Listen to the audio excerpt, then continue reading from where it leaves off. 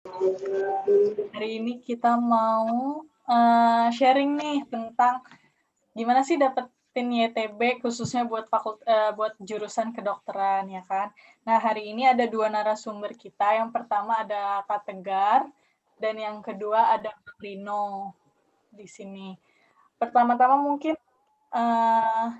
kita itu dulu kali ya, bacain dulu CV-nya dari Kak Tegar ini. Kak Tegar ini nama lengkapnya Tegar Indra Alam. Tanggal lahirnya 9 Februari 2001 ya.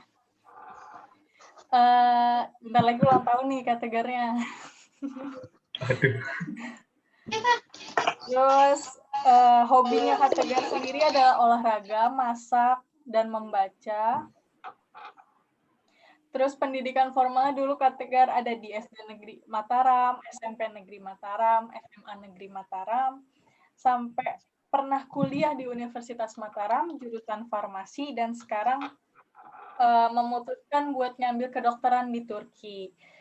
Terus pengalaman kerjanya pernah menjadi MC dan pengisi acara di Lombok TV.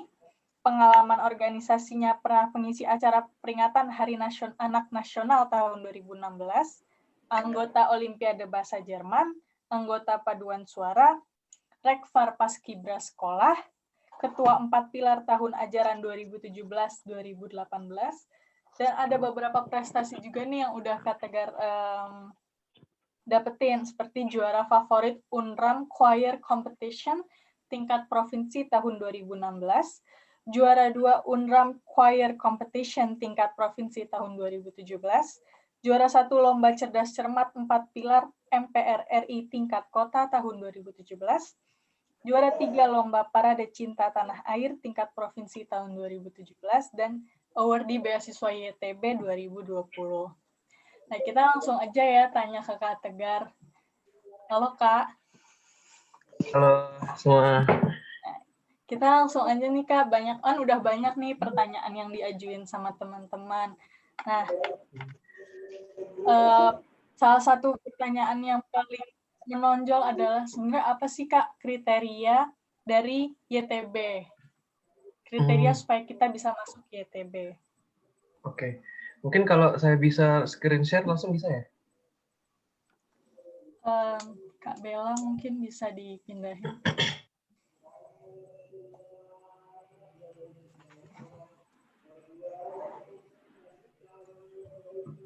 Oke.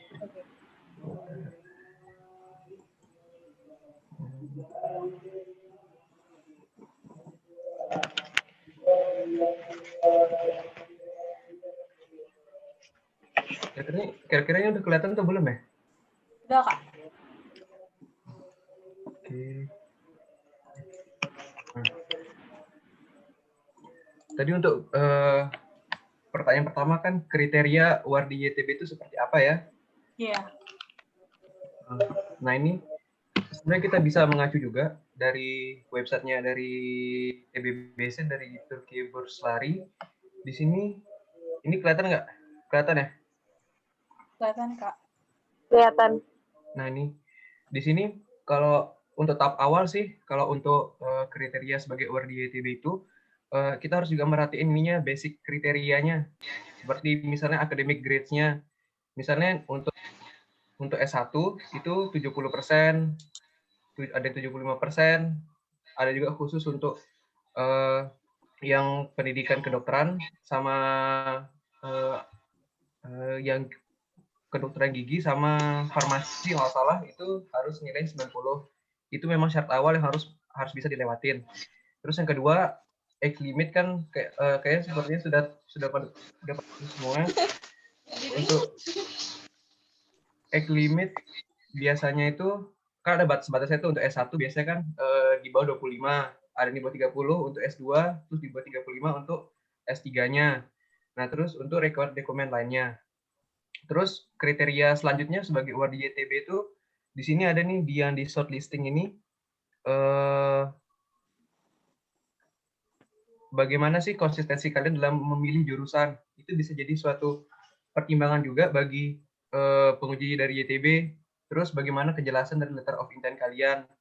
Jadinya hal-hal yang udah dijelaskan di dalam websitenya YTB ini bisa jadi pertimbangan kita untuk sebagai kriteria UAR di YTB. Tapi misalnya kalau kita merasa kalau mungkin kita belum banyak ikutin ekstrakurikuler, belum banyak ikutin lomba, belum banyak ikut sosial, menurut saya lebih baik ini aja sih, ikut daftar aja. Soalnya kita juga nggak tahu ini dari pihak YTB-nya itu nggak ngasih acuan tertentu. Jadi cuma hanya sekedar yang ada di layar ini aja. Jadi kita hanya ngikutin layar. Kalau sudah ngikutin layar sesuai dengan yang ada di layar ini, insya Allah sih bisa. Yang penting coba aja. Terus itu Kak, apa sih yang dimaksud dengan nilai rata-rata akhir rapot SMA harus di atas 90? Dan gimana kalau misalnya kita punya nilai rata-rata rapor kita tuh di bawah 90? Apakah mungkin kita bisa daftar YTB, apalagi mau masuk kedokteran? Oke. Itu kita ke sini aja. Itu ke bagian TBBC di bagian ini ya. Di bagian Education Information. Nah, ini. Nah, di sini. Di sini ada beberapa yang saya mau jelasin untuk ini. Misalnya kalau kalian masih kelas 9 nih, masih belum ujian. Terus untuk ijazahnya belum keluar. Jadi kalian bisa di sini pilih statusnya sebagai continuous. Jadi masih belum graduate. Kan ini kan masih pakai akun saya ya yang tahun lalu, dan pada saat itu saya sudah lulus dari SMA. Jadi saya di sini memasukkan yang graduate. Untuk grade type-nya kita biasa kan di Indonesia kan pakai yang 100 ya, 1/100. Terus ini kotanya bisa Mataram, nama sekolahnya. Di sini high school type-nya ini kalau saya kan SMA N1 Mataram ya, jadinya itu termasuk general high school. Tapi kalau ada madrasah nanti ada pilihannya, kalau nggak salah yang agama, kalau salah di sini ada pilihannya. Terus di sini jurusannya apa selama SMA. Nah, terus di sini nih ada nilai. Di sini ada nilai kalau untuk persyaratan awal kan tadi untuk yang kedokteran itu kan 90 ke atas ya. Nah, itu nilai 90 itu nilai secara keseluruhan dari rata-rata dari semester 1 sampai semester 6. Nah, kemudian yang untuk 9 di sini ada 93 sama 95. Jadi misalnya kalau nilai saya ini nilai rata-rata saya 93,95. Berarti kolom di sini kita kasih 93, baru 00 komanya itu di sini di belakang kita taruh 9,5-nya. Nah, untuk misalnya nih ada kasus kalau perbandingan antara nilai yang ada di rapot kalian sama yang ada di transkrip nilai kalian itu berbeda. Nah, itu bisa kalian pilih dari kedua itu, misalnya yang di rapot itu lebih tinggi. Kita bisa gunain itu yang lebih tinggi kita pakai. Tapi kalau di transkrip yang lebih tinggi, kita bisa juga pakai di transkrip. Jadi mana yang paling tinggi lah kita gunain. Jadi kita harus nyari yang paling gitu, tinggi ya Kak, kalau misalnya kita udah dapat dua-duanya. Iya. Terus ada juga nih Kak yang nanya, kan ini kita masukin ijazah SMA kalau memang kita ijazah SMA atau transkrip nilai rapot SMA. Nah, gimana dengan ijazah SMP Kak? Apakah wajib kita menyertakan ijazah SMP? Atau gimana kalau misalnya ijazah SMP kita itu nilainya nggak nyampe 90? Apakah kita masih wajib untuk menyertakannya? Oke. Kalau menurut saya sih, kalau tahun lalu ini saya cuma masukin yang SMA aja, karena nggak kepikiran juga sih masukin yang SMP. Tapi kalau itu kayaknya untuk SMP itu optional aja, kayak kalau kalian mau ngisi, ya isi aja. Kalau untuk yang SMA kayaknya harus deh kalau yang SMA. Tapi kalau misalnya nilai kalian itu untuk yang SMP nggak 90 nih untuk pendidikan kedokteran. Nah, itu bisa kalian pertimbangin juga, kalian bisa masukin atau enggak, soalnya nilai kalian nggak sampai 90 untuk yang SMP. Seperti itu, Kak. Oke. Jadi gitu ya, teman-teman. Terus gini nih, kan selain nilai ada aspek-aspek lain nih yang diperhatiin sama YTB supaya kita bisa lulus ke YTB. Contohnya kayak CV, LOI, atau misalnya untuk yang mau daftar S2 kan ada mini tesis tuh. Nah, gimana sih Kak trik untuk membuat LOI dan mini tesis untuk TBBC ini? Mungkin saya berurutan aja dulu ya, mulai lewat TBBC, urutan TBBC. Nah ini, kan pasti kalian kalau udah daftar pasti udah lihat ini sih dong ya, daftar-daftar ini untuk yang mau daftar. Di sini ada personal information. Pasti kalau untuk yang nomor 1, 2, 3 sama nomor 9 kayak udah paham semua deh kayaknya. Soalnya tinggal ngisi data aja sih Kak. Tadi kalau untuk yang education information sudah kan tadi ya, untuk nilai-nilai 90 dan lain-lain. Kalau language detail ini misalnya kalau kalian sebenarnya kalau untuk di YTB ini nggak apa ya, optional aja sih kalau untuk language detail ini. Misalnya kalau kalian mau kuliah pakai bahasa Inggris, berarti kalian juga harus nyari TOEFL-nya, TOEFL IBT atau IELTS-nya dengan kriteria yang udah ditentuin dari masing-masing universitasnya. Terus kalau work experience ini tadi ada singgung CV ya? Iya, betul. Kalau saya pas ngisi tahun lalu ini nggak masukin CV, jadi benar-benar kosong untuk kolom yang work experience karena memang benar-benar nggak ada. Terus kalau untuk academic qualification, tahun lalu juga saya kosongin. Kan ini kalau memang kalian perlu, misalnya kalian mau di Universitas Ankara nih, terus di sana di permintaan itu ada special condition-nya nih. Di sana minta misalnya kayak ujian JMAT, mungkin ujian internasional kayak gitu. Kalau kalian memang mau ke sana, ya kalian cari aja untuk tes JMAT itu kayak gimana. Jadi kalian bisa masukin ke situ.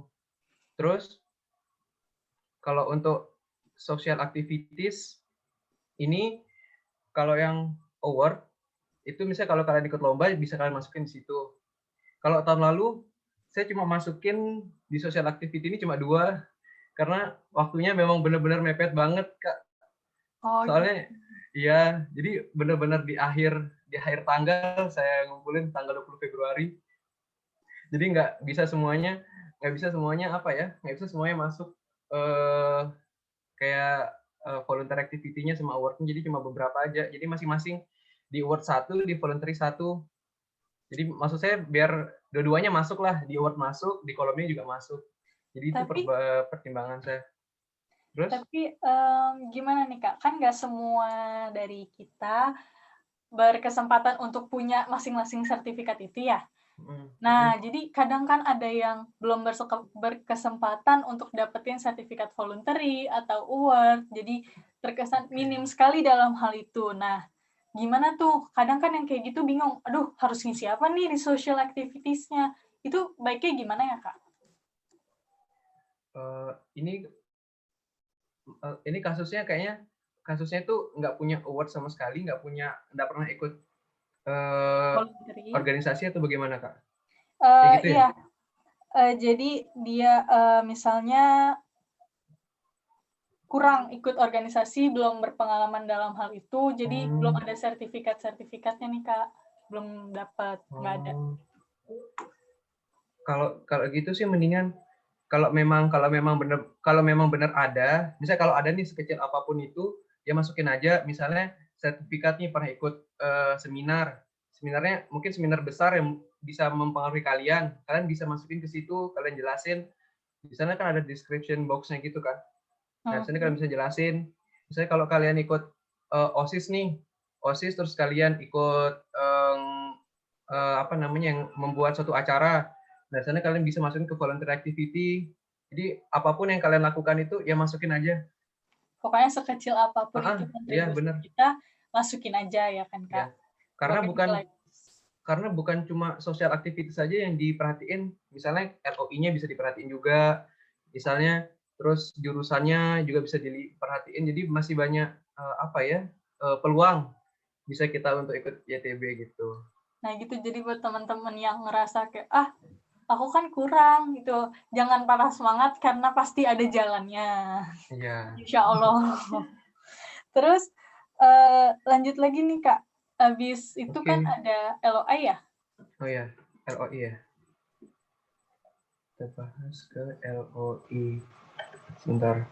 Nah ini untuk LOI, Letter of Intent. Nah ini, sebentar.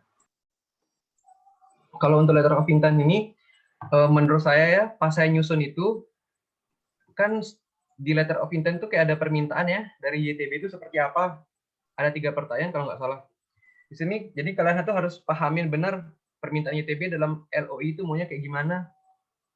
Terus, setelah kalian benar-benar paham, ini saya susun apa ya, tahap-tahapannya. Ada 3 ini maksudnya. Terus, di sini kalian buat list ide bahannya mau kayak gimana. Jadi, maksudnya list ide bahan ini, kalian tuh kayak nyusun poin-poin gitu. Kalian tuh mau bawa penguji atau pembaca itu bagaimana sih alurnya. Jadi kalian susun dulu ide-idenya. Ide-idenya kalian susun, habis itu baru kalian buat paragrafnya.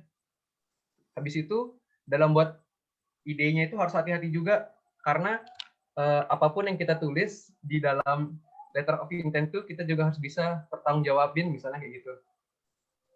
Jadi misalnya kalau kita tulis jurnal, misalnya saya berkuliah di Turki karena banyak jurnal yang dikeluarkan. Nah, itu misalnya kalau saya tulis di dalam jurnal saya, di dalam letter of intent saya, berarti saya juga hati-hati. Saya harus mempersiapkan ininya, apa namanya, jurnalnya itu seperti apa sih, buktinya harus kita tunjukin juga.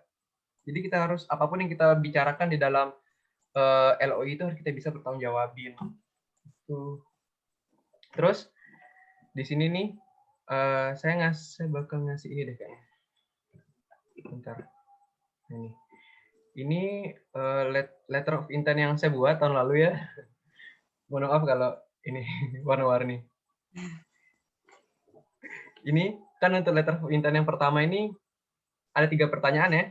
Nah, pertanyaan pertama itu kan saya nggak tahu nih apakah sama atau enggak yang untuk tahun ini, ada enggak pertanyaan kayak gini di letter of intent-nya?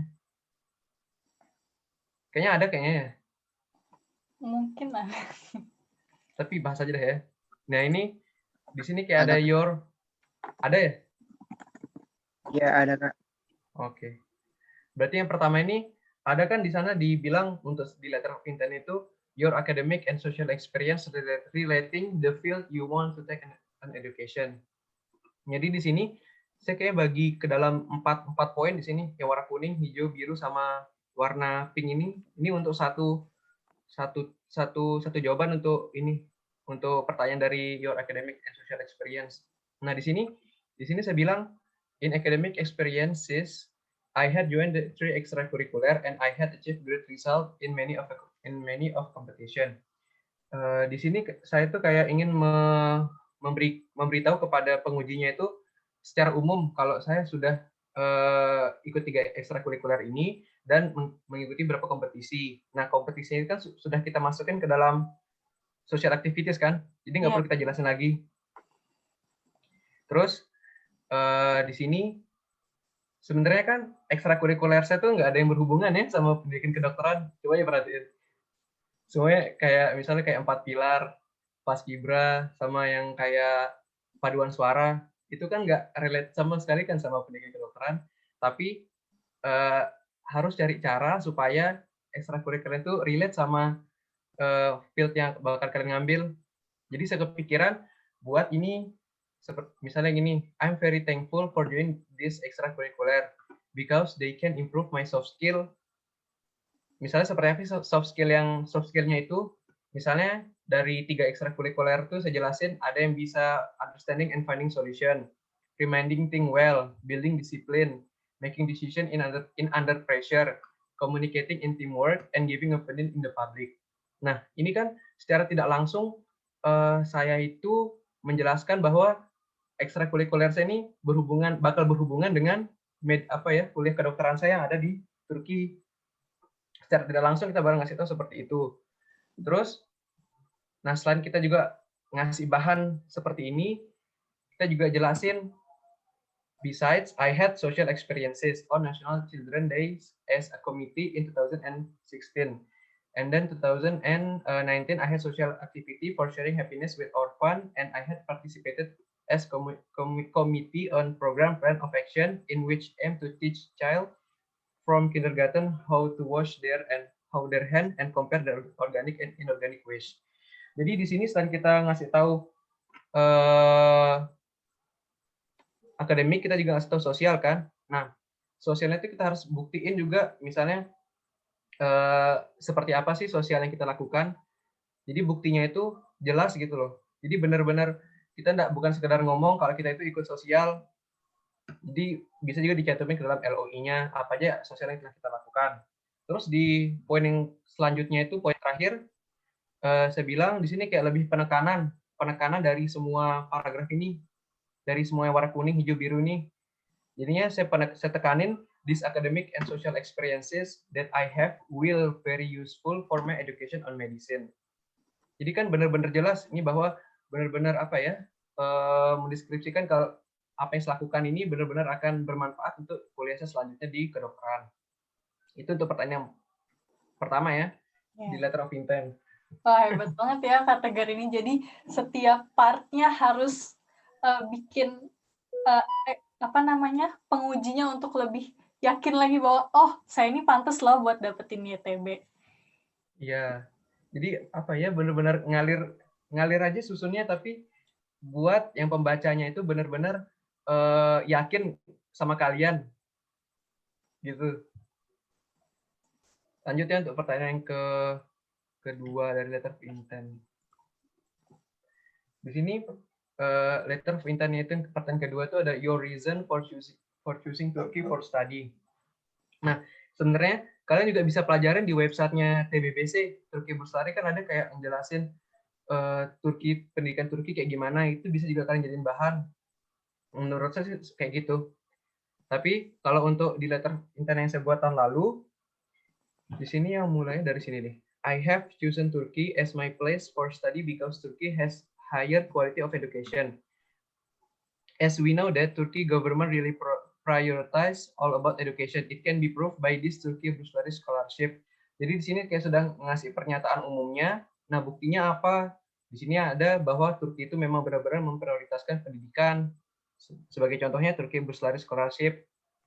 Terus yang pernyataan kedua itu, I believe they will give the best for anything in which design to bring their student to be high quality person too. Jadi selain kita juga di sini warnanya beda ya. Di sini saya ngasih warna beda karena ini kayak harapan saya terhadap pendidikan di Turki itu seperti apa. Gitu. Terus di sini alasan yang kedua nih warna hijau nih, warna hijau ini alasan loh ya. Besides, they really shown interest on research because a lot of journal come out from Turkey. Jadi karena ini apa ya, kalau kita ngomong misalnya saya ngomong saya menemukan banyak jurnal yang menarik dari Turki, banyak mengeluarkan jurnal-jurnal menarik. Berarti kan secara tidak langsung menyatakan bahwa saya itu benar-benar tertarik untuk belajar kedokteran dari Turki. Nah, kayak gitu. Nah, tapi ini harus hati-hati juga, harus siapin juga buktinya kayak gimana gitu loh. Apa sih jurnal Turki yang udah kita baca? Tapi untungnya pas wawancara nggak ditanya. Baru nah, udah itu bakal duluan. Masalah wawancara akan kita bahas di sesi nanti aja ya. Lanjut nih untuk pertanyaan yang ketiga ya. Yang ketiga itu importance of your future plans for your education and scholarship in Turkey. Sebenarnya untuk yang pertanyaan yang ketiga ini, saya agak lumayan bingung ya pas awal-awal buat letter of intent untuk persoalan yang ketiga ini, karena rancu menurut saya ini kita bahas tentang future plans atau bagaimana. Jadinya untuk letter of intent yang kemarin itu saya bahas kayak saya itu akan melakukan apa di Turki lebih. Jadi future plans di Turki itu bakal kayak gimana. Gitu bakal kan? kayak gimana? Nah, bakal kayak gimana? Susah banget. Di sini I have big a future plan to be a doctor with international quality. Ini harapan yang pertama dari future plan saya. Doing research with the best professor. Terus finding and understanding the abnormal thing happen in medicine field. and getting know the different thing when comparing between the theory and the real condition. Jadi ini harapan atau future plan saya selama saya belajar di sana. Terus, so I really need to learn more in Turkey from their journal, which always improving, and with great professor who has a lot of experiences. Jadi untuk nyusun ini harus benar-benar terstruktur, dan kita juga harus nyusunnya itu misalnya pernyataan umum ini dulu, habis itu kasih buktinya seperti apa. Nah, dengan buktinya itu seperti apa sih? Sebenarnya banyak sih bukti-bukti yang bisa kita tonjolin dari diri kita. Misalnya kita dengan baca jurnalnya itu bisa jadi bukti bahwa kita itu benar-benar perhatian atau benar-benar interest gitu loh dengan pendidikan kedokteran di Turki. Misal hal-hal seperti itu sih yang bisa bisa menarik penguji kepada kita. Jadi lebih bisa meyakinkan nih ya. Terus kalau misalnya panjang dari tulisannya itu berpengaruh nggak sih Kak kira-kira? Kalau untuk S1 sih nggak ada sih ya, nggak ada batasan kan, nggak ada batasan untuk berapa karakter, berapa kata. Bebas aja sih. Cuma mungkin lebih baik to the point dan singkat, padat, jelas, tepat gitu ya. Yang penting bisa meyakinkan pembacanya. Nah, itu yang paling penting. Oke. Terus, gimana kalau yang mau daftar S2 kan disuruh nulis mini tesis nih, Kak? Oke. Itu gimana sih, Kak? Untuk mini tesis ya. Nah, di sini mini tesis. Nah, kemarin saya sempat nanya sih ini karena saya kan untuk yang kuliah S1 ya. Dan saya sempat nanya sama awardee dari yang awardee biologi yang dapat di Gazi University. Dia bilang kalau mini tesis itu maksimalin batasan suku katanya karena dia setiap kolom itu harus ada batas katanya gitu loh. Misalnya di bagian di box ini ada berapa kata, sebaiknya itu dimaksimalin, jangan sampai kurang. Terus ringkas dan menyeluruh. Artinya ringkas menyeluruh itu kita tuh ngasih inti-intinya, tapi secara menyeluruh. Terus mudah dipahami oleh pengujinya. Jangan sampai kita yang paham tapi pengujinya nggak paham ini arahnya kemana, arah tesisnya ini bakal kemana. Jadi misalnya metode dalam tesis itu digunakan apa? Ya dijelasin metodenya. Misalnya pakai regen apa? Dijelasin intinya aja. Terus kan sempat ya ada yang nanya tentang isu yang dalam negeri atau di Turki untuk tesis. Iya nih Kak, gimana tuh Kak? Nah itu sebenarnya isunya bebas aja sih. Yang penting sesuai rencana tesis yang akan dibuat. Karena nggak mesti harus yang di Turki, nggak mesti harus yang ada di Indonesia. Yang penting bebas aja sih. Memang sesuai rencana tesis yang bakal dibuat. Oke. Terus kalau misalnya kita diminta buat ngasih surat rekomendasi nih, sebagai contoh Kak Tegar kan udah salah satu awardee yang paling baru nih. Waktu ngisi surat rekomendasi apa sih yang Kakak kasih ke YTB? Dari mana Kakak dapetin? Oke. Ini pas surat rekomendasi. Sebenarnya untuk surat rekomendasi ini saya tahun lalu itu dapat dari guru SMA sama dari dosen saya yang berada di Universitas Mataram. Kan dulu saya sempat kuliah ya di Universitas Mataram. Di sana saya minta nih ke guru SMA sama dosen universitas, saya bilang, Pak, Bu, bisa minta tolong nggak untuk buatkan surat rekomendasi untuk ikut beasiswa ini. Nah di sana kalau kalian minta misalnya ke dosen bahasa Inggris, kalian bisa minta tolong langsung pakai mintaan bahasa Inggris. Tapi kalau dosen kalian misalnya dosen fisika, dia ngasih surat rekomendasi yang bahasa Indonesia, kalian juga bisa translate secara manual. Terus surat rekomendasi itu sebenarnya bebas aja sih, nggak mesti ini. Yang penting kalian kenal deket aja sih sama dosennya, sama gurunya. Jadi biar enak juga kalau kita minta surat rekomendasi. Oh iya, tambah satu ini. Kasih kerangkanya. Kerangkanya mau kayak gimana? Kerangka Bisa dari sih. surat rekomendasi itu. Kasih ke Heeh. guru kita yang mau Iya, mau kita dibuat kayak mintain gimana? surat rekomendasi ya, Kak Iya. ya. Bisa kalau kerangka sih bisa kalian cari banyak di internet. Misalnya yang terhormat siapa, Mataram, kepada kayak gitu sih. Baru isi bertanda tangan. Oke. Terus sebelum kita loncat ke masalah pemilihan kampus dan jurusan nih Kak, ada pertanyaan tentang dokumen-dokumen yang kita bakal berikan ke ITB. Apakah semuanya itu harus ditranslate dengan penerjemah tersumpah atau kita bisa sebenarnya translate manual sih Kak? Taruh sebentar. Tadi yang untuk Profesor Turki sudah dijelasin atau belum ya sebelumnya? Oh belum ketinggalan nih kayaknya. Oh iya. Ini tadi di sini ada yang nanya kayaknya untuk Profesor Turki. Di sini bersifat apa ya? Bersifat opsional. Misalnya kalau kalian benar-benar punya kenalan profesor dari Turki, kalian bisa masukin rekomendasinya dia ke dalam TBBC. Terus kalian nanti pas milih universitasnya itu, kalian pilih di pilihan pertama itu tempat kerjanya profesor itu di universitas mana. Nah kayak gitu. Tapi kalau memang benar-benar nggak ada, ya udah minta aja ke dosen universitas atau guru SMA aja kayak gitu.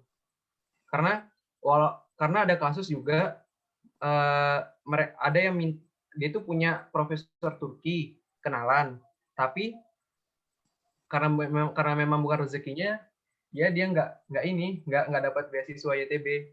Jadi surat rekomendasi dari profesor Turki ini bersifat opsional, nggak mutlak sama sekali. Jadi kalau ada ya ada, alhamdulillah. Kalau nggak ada ya nggak apa-apa, pakai surat rekomendasi yang lain aja. Oke, sekarang kita ke bagian yang lumayan juga. Oh iya, tadi yang masalah penerjemah nih Kak. Oh ya, Belum penerjemah ya. dibahas. Oke, di atas deh. Di atas. Nah ini. Ini untuk dokumen-dokumen yang memang ditranslate manual atau yang nggak perlu ditranslate ya. Di sini ijazah. Yang pertama ijazah. Ijazah, kalau pas saya ngurus dokumen itu, pas di TBBC, ngisi di TBBC itu, saya udah ngisi yang translate tersumpah, sama transkrip nilai, surat keterangan peringkat di sekolah. Itu saya minta yang translate tersumpah, karena saya juga bingung mau translate manualnya kayak gimana kan, ada chord-nya. Ini saya serahin semuanya ke translate tersumpah aja, biar sekalian. Terus kalau untuk surat rekomendasi, itu bisa manual. Bisa kalian minta langsung ke dosennya, minta langsung yang bahasa Inggris, misalnya kalau bisa, yaudah minta yang bahasa Inggris langsung, biar repot-repot. Kalau bahasa Indonesia ya, translate manual juga bisa. Habis itu, dokumen yang berbahasa Inggris dari sekolah. Misalnya ada beberapa sekolah yang udah ngeluarin ijazah atau transkrip nilai itu dalam bahasa Inggris, jadi nggak perlu ditranslate lagi. Itu. Oke. Terus Jadi memang ya. Ada yang harus tersumpah, ada yang bisa manual. Ya, ini untuk sementara ya, untuk yang di TBBC. Iya. Terus ini untuk sertifikat TOEFL, misalnya kalau kalian ikut kan itu udah dasarnya bahasa Inggris kan, jadi nggak perlu ini lagi. Terus KTP paspor itu nggak perlu ditranslate, sertifikat lomba ataupun apapun itu nggak perlu ditranslate, dimasukin aja. Soalnya kan untuk sertifikat nanti kita juga ngejelasin di description box-nya. Jadi nggak perlu ditranslate. Oke nih Kak, terus udah kayak gitu, kalau misalnya kita mau daftar tahun depan, boleh ngisi mulai dari sekarang kan ya Kak? Bisa sih, karena modelnya kalau kita ngisi sekarang berarti seperti kita nyimpen data kan, nyimpen data akun buat akun, nyimpen data, jadi tergantung kalian aja nanti mau apply, tekan apply atau enggak. Jadi bisa-bisa aja. Terus kalau misalnya dari segala nilai dan segala macam ketentuannya, apa sebenarnya akreditasi dari sekolah itu berpengaruh sama kita bakal dapat ITB atau enggak? Enggak sih. Kalau akreditasi sekolah enggak berpengaruh sih. Cuma kan kalau pas kita ngisi TBBC nggak diminta akreditasi sekolah kan? Iya, benar. Jadi nggak perlu pusing-pusing. Jadi akreditasi sekolah nggak Oh. berpengaruh nih ya, Kak? Iya. Oke. Terus kalau misalnya ada orang yang pernah melakukan publikasi ilmiah, itu sebenarnya dapat berpengaruh nggak sih terhadap penerimaan YTB atau mungkin bisa memperbesar peluang dia untuk mendapatkan YTB? Sebenarnya kalau publikasi ilmiah ini modelnya sama kayak kita naruh sertifikat Benar. voluntary award project, itu kayak seperti poin plusnya, sebagai poin plus kita di uji Di aplikasinya, maksudnya di aplikasi di kita aplikasi, terhadap ya. YTB gitu ya, Kak ya. Ya, benar. Nah, kita masuk poin terakhir sebelum kita ke tahap wawancara nih, Kak. Oke. Apakah urutan pemilihan universitas yang kita lakukan pas YTB ini berpengaruh nggak sih sama hasil kita? Misalnya kita milih HJTP di urutan pertama, habis itu Jarah Pasha di urutan kedua, itu tuh berpengaruh nggak sih, Kak?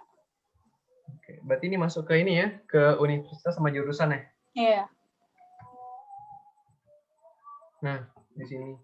Kalau pas tahun saya, di sini kayak sama deh ya, dikasih 12 pilihan, 5 kota besar sama 7 kota kecil. Itu sama nggak ya? Sama deh kayaknya. Mungkin bisa jadi, Kak. Oke. Terus di sini kalau saya pas ngisi TBBC itu, saya cuma milih satu jurusan. Kedokteran aja nih? Kedokteran aja dari 12 Waduh, pilihan. mantep banget. Jadi, karena kan kalau kita lihat dari kriteria award di YTB yang kita baca sebelumnya tadi itu kan, tadi ada dibilang kan kayak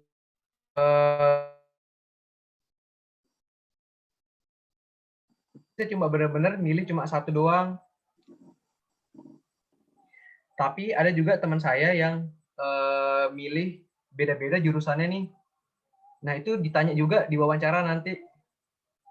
Karena ada beda-beda, itu kenapa ada beda-beda. Nanti kita bahas ya.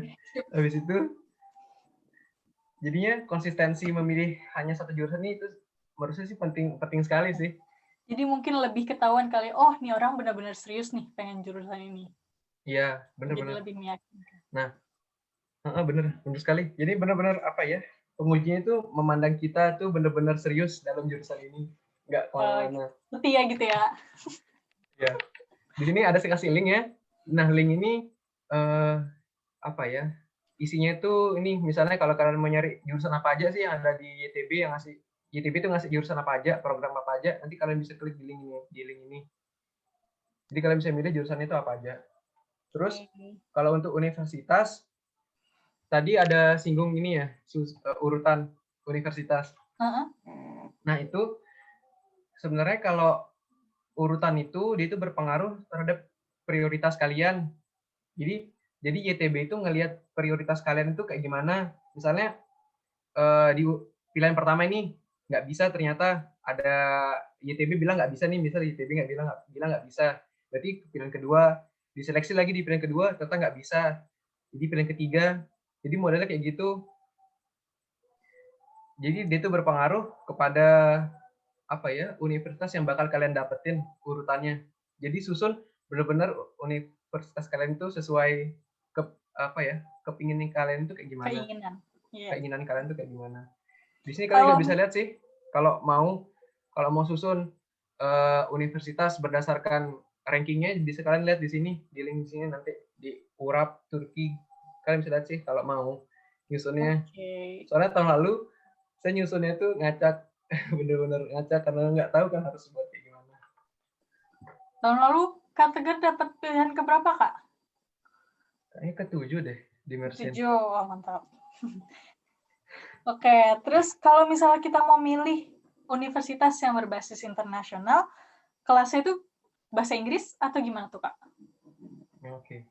Berarti itu ini ya, kalian di sini ada poin keempat nih. Ini poin keempat nih sebenarnya. Ikuti persyaratan dari setiap pilihan. Jadi misalnya kalau kalian universitasnya itu pingin yang berbahasa Inggris, di sana ada pilihan, di sana nanti misalnya harus TOEFL-nya nih 550 yang kalian serahin, berarti serahin aja 550. Kalau dibutuhin ujian JMAT yang kayak tadi saya bilang, itu masukin aja kalau memang ada.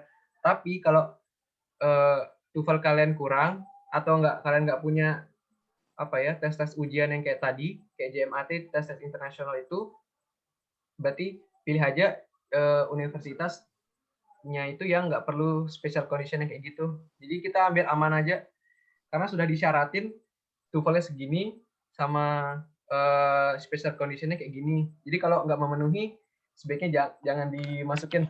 Nyari Kita aman cari aja sih. Ya. Oke, wah mantap banget nih informasi yang di-share sama Kak Tegar. Jadi kita lebih terbuka pikirannya bahwa daftar YTB untuk masuk kedokteran tuh baiknya gini loh gitu.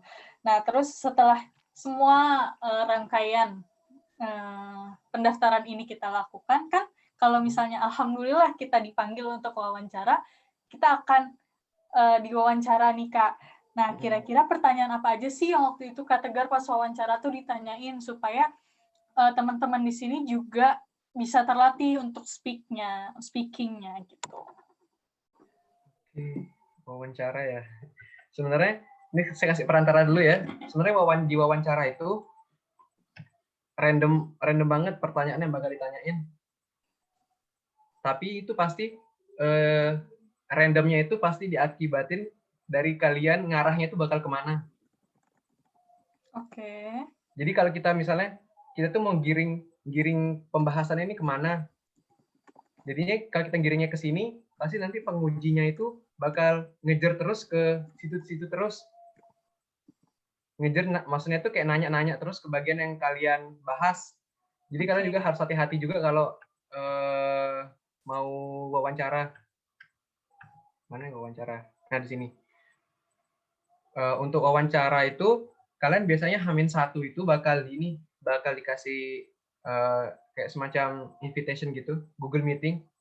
Jadi kalian itu nanti mau nerima interviewnya atau enggak. Jadi masih ada pilihan kayak begitu. Oh, gitu. Oh, jadi pas corona ini, karena mengingat corona ini, kita pakai Google Meeting ya, Kak? Iya. Jadi H-1 itu, H-1 sebelum wawancara ya, nanti dikasih inviting, Google Meeting. Kalian harus catat juga waktunya itu jam berapa. Kan tepatnya beda jam kita sama Turki.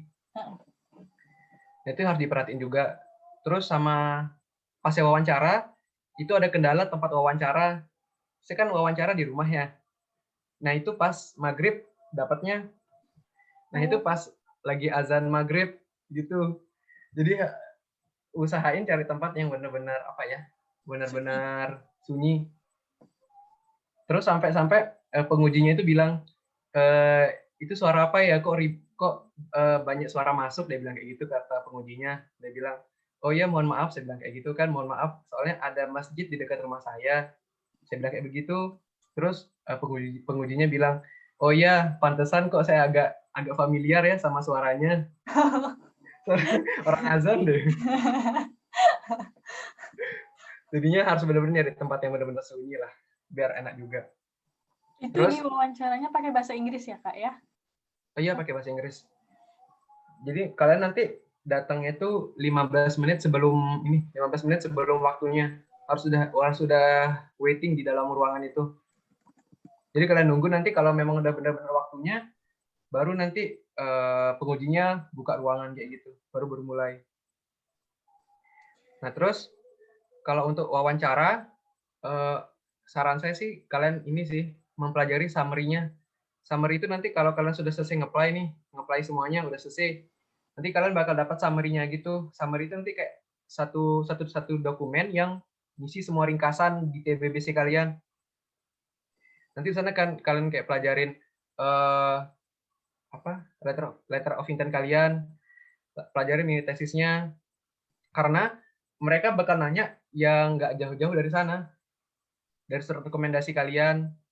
Soalnya pas saya itu ditanya, kan saya kan dari farmasi, terus saya minta surat rekomendasi dari dosen farmasi. Nah, saya di sana ditanya kenapa nge-apply beasiswa kedokteran, padahal sudah dapat pendidikan universitas di Mataram dekat rumah lagi dan jurusannya farmasi. Nah, itu saya kasih alasan karena saya kan pas SBMPTN itu kan milihnya kan 2 kan, kedokteran sama farmasi. Terus saya yang dapat di PASTED itu dapatnya farmasi. Jadinya saya nge-apply beasiswa ini karena memang kepingin banget untuk nge-apply kedokteran. Itu jadi alasan saya kan untuk ini. Jadi benar-benar random dah pertanyaannya. Ada juga teman ini dia mini tesis. Mini tesisnya itu dia kan orang biologi, tapi mini tesisnya itu berkaitan kayak tentang pangan halal kayak gitu-gitu. Terus ditanyalah sama pengujinya. Pengujinya bilang, kenapa kamu nggak ambil teknik pangan aja? Kan itu berkaitan dengan makanan kan. Nah, di sana kalian juga harus bisa jelasin kenapa kalian milih tesis itu. Jadi harus benar-benar pahamin tesis kalian itu kenapa, terus summary kalian, maksudnya letter of intent kalian itu bagaimana. Jadi lebih banyak sih dari sana. Jadi kayak istilahnya kita harus nge-master semua apa yang kita tuliskan di aplikasi kita. Gitu. Kayak ngembangin ini bakal apa sih pertanyaan yang bakal muncul dari apa yang kita sudah tulis. Kayak gitu. Jadi selama wawancara juga kita harus bawa buktinya juga. Bukti-bukti kayak sertifikat kan jaga-jaga kan harus udah ada siap. Nah, itu penting juga tuh. Berarti pas wawancara kita harus siap di samping kita apa yang kita serahkan secara soft file di aplikasi ITB kita gitu ya, Kak. Iya. Oke. Tapi ada juga nih, Kak, yang pas saya yang benar-benar random banget permintaannya. Ada ini, saya kan kemarin ini apa namanya farmasi kan. Nah, habis itu kan diminta tiba-tiba dia minta ini GPA-nya berapa, IPK-nya berapa. Kan kaget kan? Maksudnya belum siapin apa dokumennya. Jadi saya bilang ke pengujinya, Pak, mohon izin, saya mau izin mengambil dokumennya. Karena memang benar-benar nggak tersiapin kan. Benar-benar unexpected permintaan banget. Jadinya saya ngambil. Siap tuh ya. Jadi benar-benar untung ada dokumennya, original dokumennya untung ada. Jadi saya tinggal ngambil ke kamar, langsung nunjukin ke layar ini IPK-nya segini. Jadi benar-benar random. Terus ada juga temen nih, dia wawancaranya itu ditanya, kan di belakang layar tuh ada peta dunia kan? Iya. Nah, di sana malah pengujinya kayak nanya, di sana Turki di bagian mana ya? Dia bilang kayak gitu. Waduh. Bener-bener serandom itu pertanyaannya, jadi harus siap secara mental siap juga ya ternyata. Oke, terima kasih banyak nih Kak Tegar udah sharing sama kita. Banyak banget ilmu yang kita dapetin. Mungkin pertanyaan untuk Kak Tegar sudah habis nih. Alhamdulillah udah cukup. Mantap. Sampai di sini. Kita selanjutnya nanti kita akan pindah ke Bang Rino untuk pertanyaan-pertanyaan selanjutnya. Tapi mungkin sebelum itu kita akan foto bersama dulu nih Kak Tegar. Oke.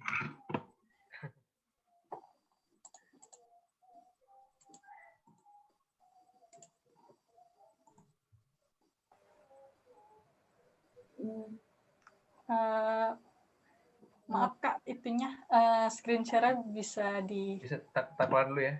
Iya. Share. Udah. Oke. Gimana nih Kak Bella, siapa yang akan mendokumentasikan? Iya, Anis bisa ya, Anis ya? Oke. Kameranya kalau bisa dibuka aja kan teman-teman, biar kita bisa lihat teman-teman semua. Iya nih, bener banget. Oke. Ya udah.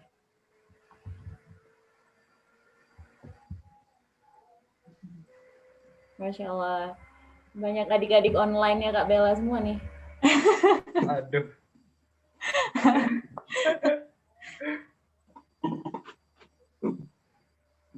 Oke. Anis siap? Oke, ya. Satu. Oh, masih ada yang belum buka, Kak? Nggak apa-apa, berarti mungkin emang nggak Oke. buka ya. Oke. 1, 2, 3, cheese. Wait. Oke. Dennis. Oke. Ya udah kalau gitu. Kita lanjut aja nah. Oke, sip.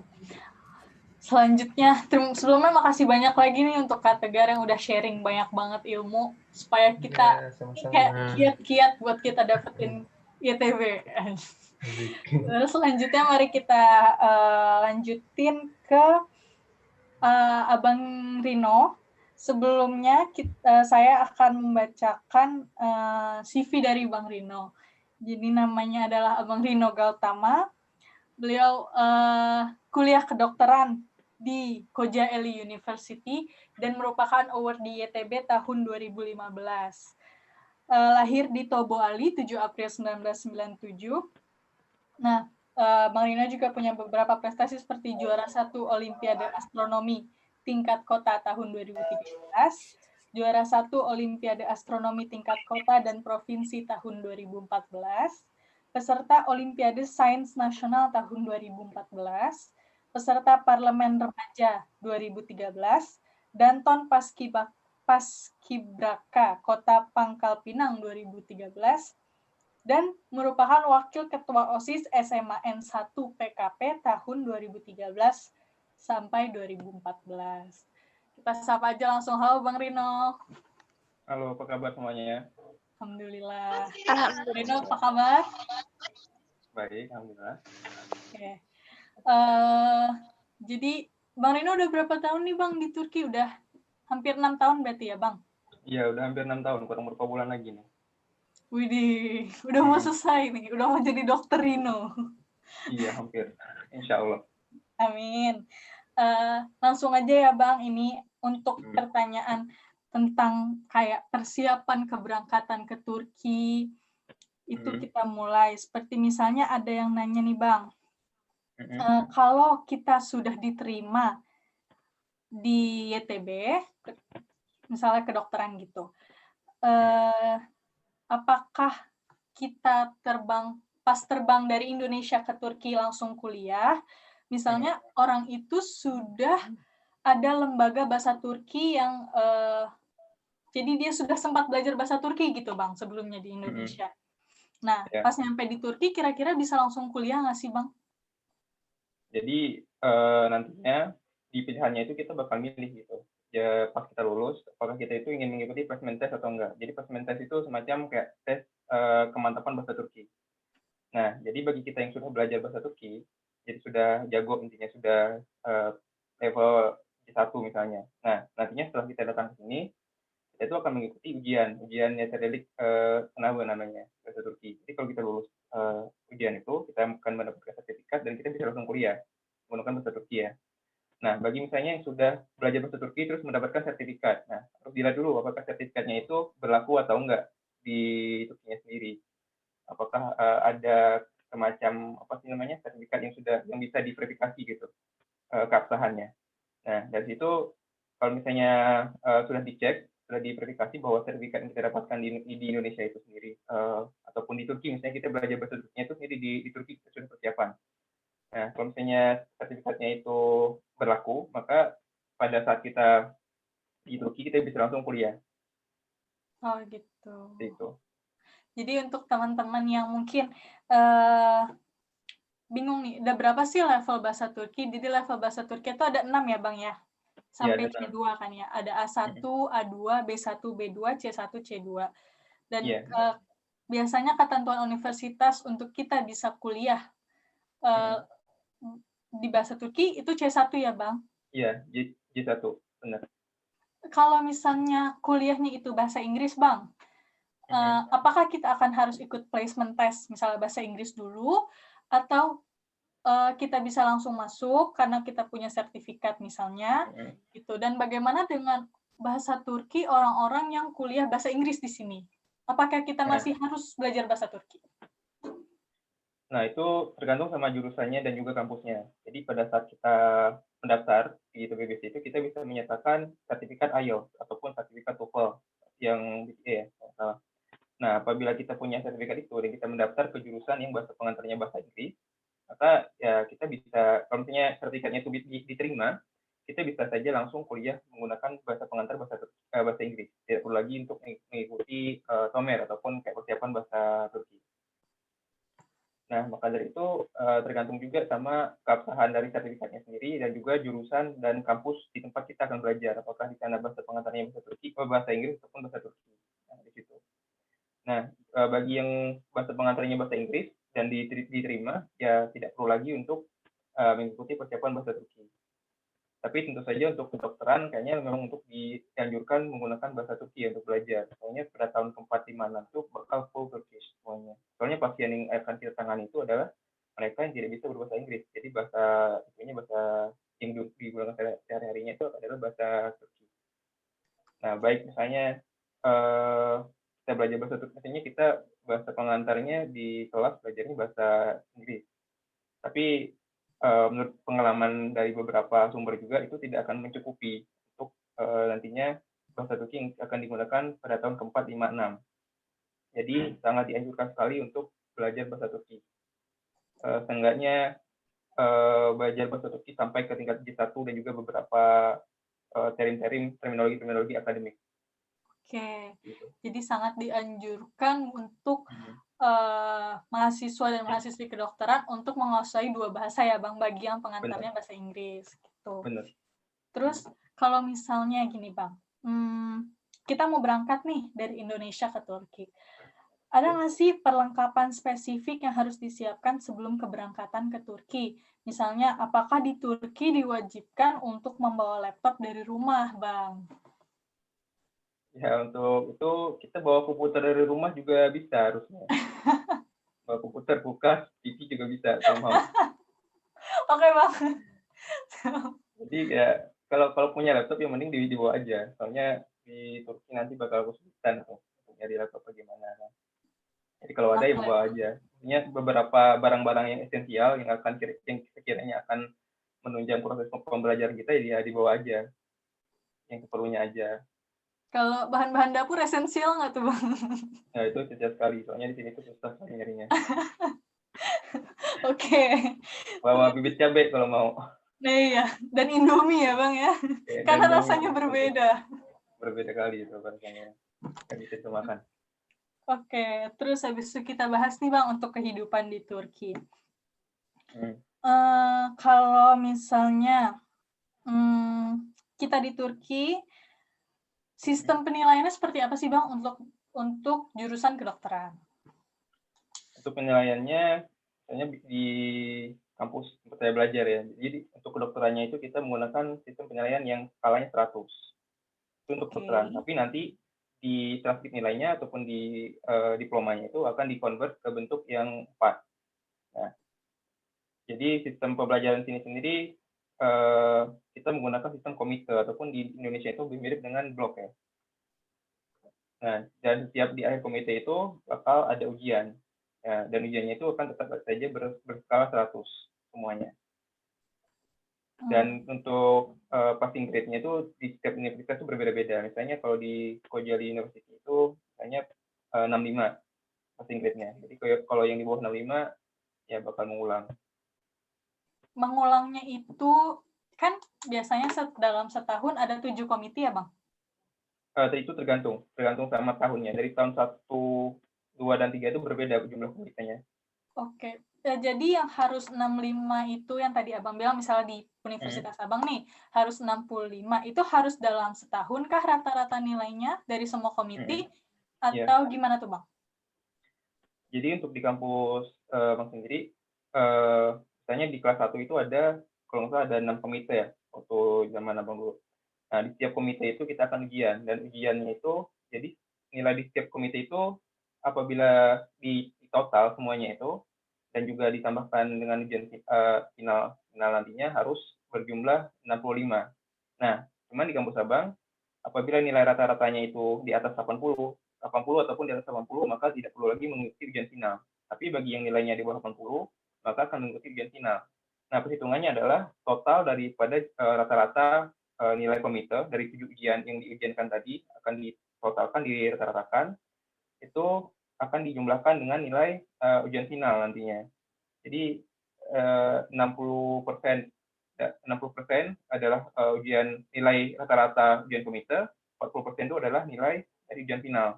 Nah, akumulasi dari nilai tadi akan dilihat apakah di atas 65 ataupun kurang dari 65. Bagi yang di atas 65 maka akan lolos ke kelas berikutnya, ke tahun kedua. Sedangkan bagi yang di bawah 65 maka akan mengulang tahun lagi. Jadi mengulang harus dari awal ya, Bang? Ya, mengulangi dari awal. Amit-amit ya Allah. Terus Jadi udah sistemnya kayak itu gitu, seperti kita Bang. sekolah di Indonesia gitu. Seperti sekolah dasar lah intinya. Iya, benar. Kalau nilainya tidak memenuhi maka akan mengulang setahun. Bahayanya Jadi gitu. benar-benar harus work hard banget buat teman-teman Iya, yang benar. ada di Harus.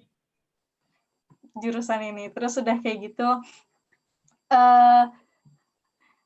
kalau Abang sendiri atau mungkin Abang tahu dengan kebanyakan mahasiswa kedokteran lainnya, kenapa sih memilih kedokteran di Turki? Mengingat harus penyetaraan kalau kita pulang ke Indo, dan untuk praktek di Indo kita harus penyetaraan dulu.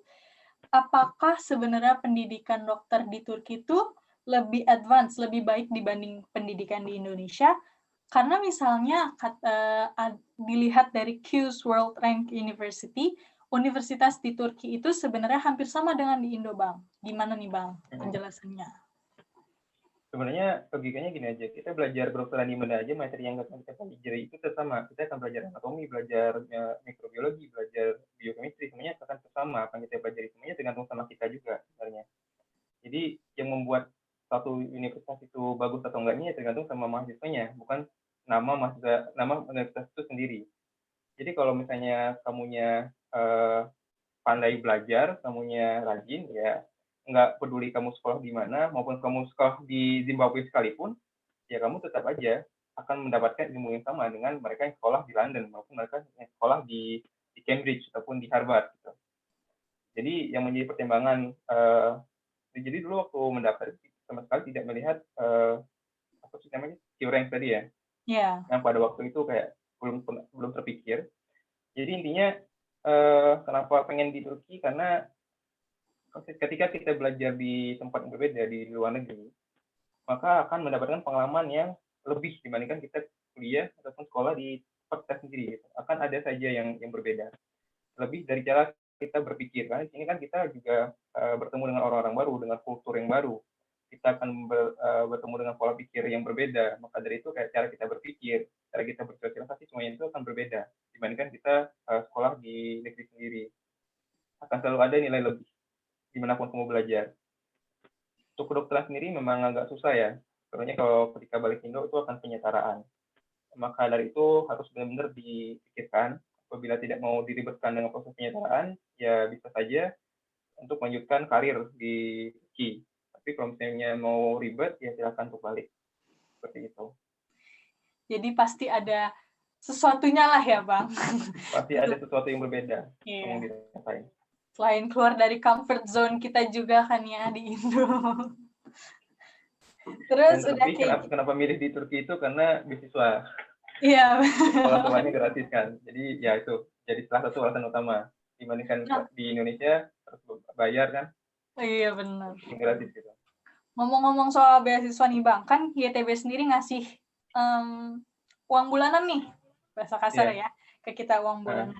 Nah, sebagai mahasiswa asing, apakah menurut Abang fee yang diberikan YTB itu cukup untuk setiap bulannya? Terus misalnya kita di FK nih, apakah ada biaya kebutuhan-kebutuhan lain?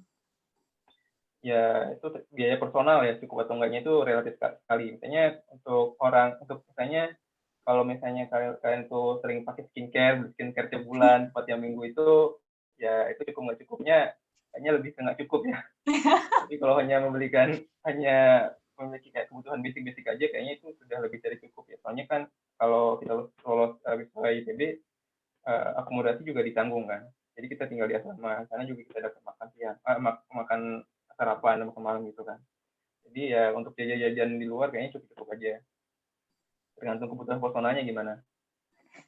Selama ini sudah hampir 6 tahun ya cukup-cukup aja, malah lebih. Widih, jadi balik ke diri masing-masing ya Bang? Iya, balik ke diri masing-masing. Oke, terus ngomongin masalah YTB juga nih Bang. Apakah ada perbedaan kebijakan beasiswa YTB jika diterima di kampus negeri dan atau kampus swasta? Oke. Kalau Bang, kalau YTB dimanapun kita sekolah, sama di Turki, dimanapun kita belajar, kebijakannya tetap sama. Semuanya tetap sama. Itu yang mempengaruhi itu adalah kebijakan tiap universitasnya. Karena tiap universitas itu punya kebijakannya sendiri ya. Antara swasta dan negeri itu pasti berbeda. Namun kebijakan YTB secara general itu tetap sama, tetap akan mengikat dalam level yang sama. Tidak ada perbedaan sama sekali.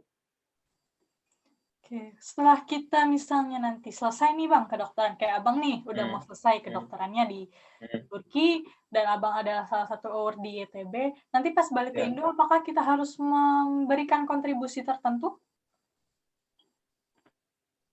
Bicara kontribusi itu tergantung sama, mungkin itu disebutkan pas kita mau berangkat ke Turki ya. Waktu kita lolos, kita berangkat ke Turki, itu kita akan menandatangani perjanjian.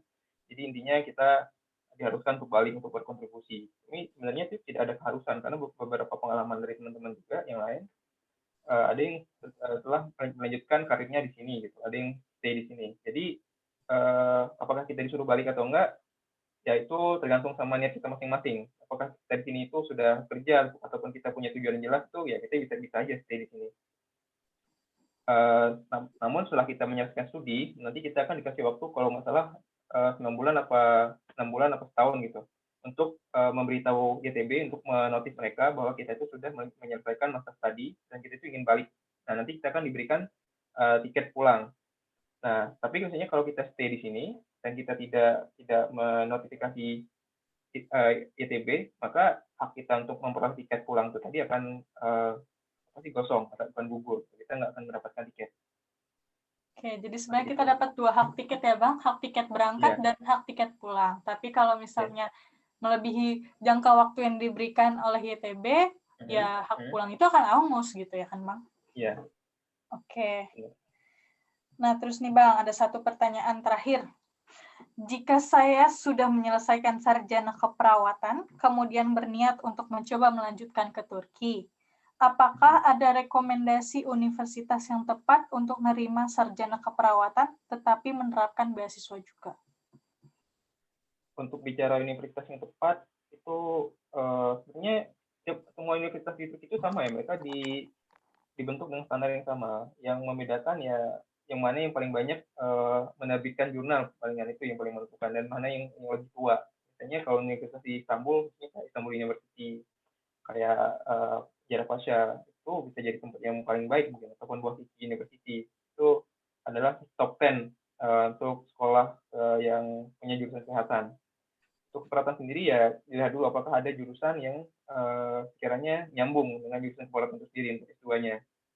Karena setahu saya kayak untuk S2 keperawatan, saya belum secara pribadi belum pernah mendengar ada yang melanjutkan S2 keperawatan di sini.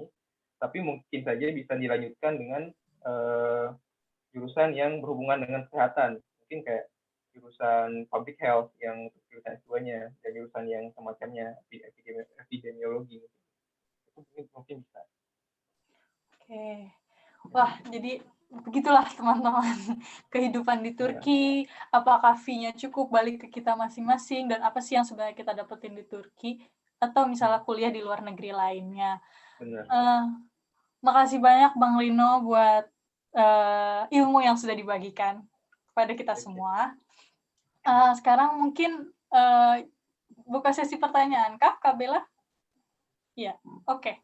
Jadi untuk teman-teman yang mau bertanya, dipersilakan untuk mungkin mengangkat tangan di Zoom-nya supaya bisa dilihat. Atau di komentar ada yang nanya juga sih, Nah. Oke, sebentar. Oke, saya bacain ya. Ini mungkin untuk Bang Rino kali ya. Kak, gimana sih tips menulis LOI untuk saya yang mau lintas jurusan? Contoh dari IPA ke bisnis. Untuk LOI-nya itu kan sudah disiapkan kerangka ya di TBBC-nya. semuanya punya pertanyaan yang harus kita jawab di situ di ROI-nya. Tapi tips dari saya, bikinlah ROI yang dimana situ kalian berusaha untuk mengangkat prestasi Turki. Jadi kalian itu berusaha untuk menyanjung Turki, baik mereka di masa lalunya gimana, sekarangnya gimana, hubungannya gimana. Bikinlah hal-hal yang kira-kira yang akan membuat Turki itu seakan-akan yang paling baik lah. Itu tips yang kayaknya yang apa sih namanya, yang mungkin berguna. Terlebih dari situ, untuk misalnya di situ di ROI seingat saya itu ada pertanyaan yang apa yang akan kamu lakukan setelah lulus atau gimana. Nah itu dibuat misalnya alasannya kenapa kita ingin berkontribusi, ya dibuat sedramatis mungkin. Nah itu bisa berguna sekali. Dan isinya tergantung kita masing-masing lah. Oh isinya bagaimana. Yang penting ya harus, yang pertama harus kita buat poin kenapa Turki itu adalah negara yang paling baik, negara yang terbaik untuk menunjukkan pendidikan. Yang kedua, alasan kita untuk berkontribusi terhadap negara kita sendiri itu bikinlah alasan yang paling dramatis. Jadi ampuh untuk ROI sebenarnya. Sedramatis mungkin dan semeyakinkan mungkin. Iya. Nih, bisa untuk pertanyaan untuk Kak Tegar, bisa untuk Bang Rino nih. Gimana? Siapa yang mau menjawab? Saya bacain ya. Jika voluntary activities yang bukan berupa sertifikat, buktinya cuman berupa foto dokumentasi, apakah boleh, Kak? Tegar mungkin saya jawab. Yang itu saya tidak menjawab. Ya. Sebenarnya kalau untuk voluntary bisa-bisa aja sih. Yang penting kan ada dokumen buktinya sih. Karena nanti kalian jelasin juga kan di description box-nya. Karena soalnya banyak juga voluntary yang nggak bersertifikat, jadinya mau gimana lagi, kalau yang penting ada, udah masukin aja nggak apa-apa. Nanti kalian jelasin aja di dalam description box-nya, biar lebih jelasnya. Oke, itu ya jawabannya. Untuk ada pertanyaan nih untuk Bang Rino. Ini 2 pertanyaan terakhir ya. Ini pertanyaan ketiga. Untuk sebentar, saya baca. Oh ya, perihal lintas jurusan, Bang. Apakah ada poin plus atau minusnya kalau untuk S2? Untuk lintas jurusan, kalau misalnya kita sudah S2, sudah S1, ya itu jurusan yang nyambung dengan jurusan kita S1-nya, jurusan apa, seperti itu. Tapi kalau misalnya jurusannya nyambung, ya nggak ada masalah. Maksudnya, apakah ada poin plus atau tidaknya, itu tergantung dengan sertifikat yang akan kita lampirkan. Dengan adanya seminar atau tidak yang telah kita lampirkan di sana, itu akan menjadikan poin plus. Jadi untuk pindah jurusan atau tidaknya itu akan ada poin plus atau enggaknya, kayaknya mungkin nggak ada ya. Tergantung sama seberapa aktif kita waktu kita kuliah, seberapa banyak sertifikat yang telah kita lampirkan di sana. Itu yang paling menentukan menurut saya. Jadi sertifikat-sertifikat yang kita lampirkan sangatlah berpengaruh terhadap hasilnya, insya Allah ya Bang ya, gitu ya. Insya Allah, benar. Oke. Terus satu pertanyaan terakhir ya, nanti sisa pertanyaannya akan dijawab insya Allah di grup WA. Kak, kan wawancara itu pakai bahasa Inggris. Nah, kalau misal kita belum terlalu fasih bahasa Inggrisnya, apa bisa pakai bahasa Indonesia? Oke, ini saya jawab ya, atau gimana? Ya mungkin Kak Tegar bisa, silahkan jawab. Kalau untuk wawancara, yang pasti kita menggunakan bahasa internasional, pilihannya antara bahasa Inggris, bahasa Arab, atau bahasa apa lagi satu, lupa pokoknya. Antara bahasa internasional itu yang kalian bisa gunain. Jadinya kalau memang belum lancar bahasa Indonesia, ya nggak apa-apa ngomongnya pakai bahasa Inggris, pasti nanti pengujinya ngerti juga sih. Nanti misal kalau kita terbata-bata ngomong bahasa Inggrisnya, nanti pengujinya itu kayak ini, kayak merangkum apa yang kita ngomong, disimpulin. Jadi ntar kita bilang, oh iya benar kayak begitu. Jadi kayak begitu. Yang penting pelan-pelan ngomongin nggak apa-apa. Oke, boleh ditambahin dikit nggak? Silakan Bang, silakan. Oke, jadi waktu tahun 2015 itu ada satu awardee dari apa namanya, dari Aceh masalah. Jadi waktu itu dia sama sekali kayak tidak memiliki kemampuan bahasa Inggris yang mumpuni, jadi masih terbata-bata Dan waktu wawancaranya juga menurut apa sih namanya, kesaksian dia sendiri, katanya kebanyakan menggunakan bahasa Indonesia. Bahasa Inggrisnya katanya amburadul banget, tapi ya tetap lulus. Jadi intinya wawancara itu lebih kepada untuk apa sih namanya, untuk meyakinkan mereka sendiri gitu bahwa apakah kita itu siap atau nggak siapnya. Jadi saya lihat dari sesi pertanyaannya, setiap orang tuh punya pertanyaan yang berbeda. Jadi untuk pengalaman saya sendiri dulu pertanyaannya itu pertanyaan yang tidak sama sekali tidak berhubungan dengan apa yang saya lampirkan di WBC. Jadi benar-benar unexpected question banget. Jadi setiap orang tuh punya pertanyaan yang berbeda-beda dari mereka. Jadi apakah wawancara itu menentukan atau tidak? Mungkin iya, mungkin tidak. Tergantung dengan penilaian mereka waktu tes administrasi. Random itu. Oke.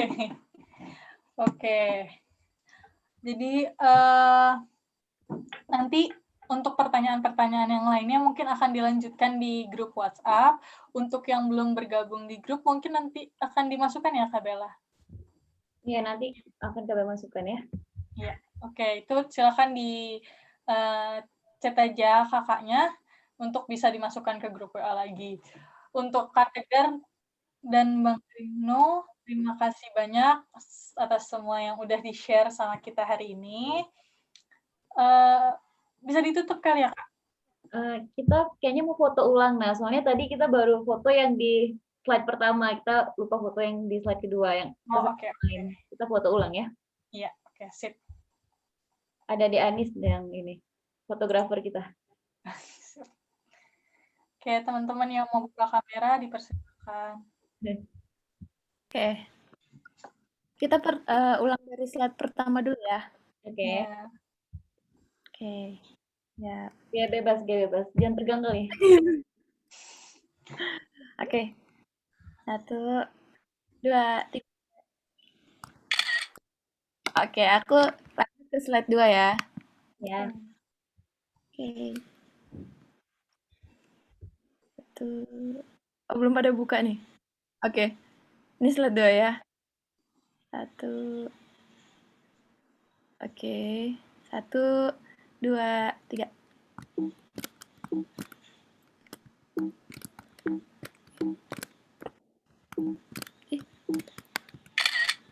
Oke. Slide 3. Oh. Oke. Jadi terima kasih banyak juga buat teman-teman yang udah bergabung di sini. Semangat untuk teman-teman yang akan memperjuangkan mimpinya untuk bisa kuliah di Turki, untuk bisa jadi award di ITB. Jangan patah semangat. Kalau misalnya memang masih ada yang kurang, bisa dikejar terus. Insya Allah ada jalannya. Oke, terima kasih banyak. Kayaknya cukup sampai di sini. Saya tutup. Assalamualaikum warahmatullahi wabarakatuh. Waalaikumsalam. Warahmatullahi wabarakatuh. Terima kasih, Kak. Terima kasih, Kak. Dadah. Sambung ngobrol di WA ya. Kita belajar bareng juga. Bareng. Bang Riyadi. Apa? Kak, ini ada teman Bang Riyadi ini, katanya mau kenal sama Bella. Nah. Hadir. Bang Riyadi gimana Bang Riyadi ini?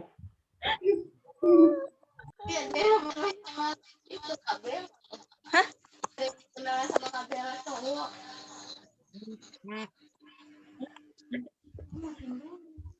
Ya udah, kalau yang udah mau live boleh live.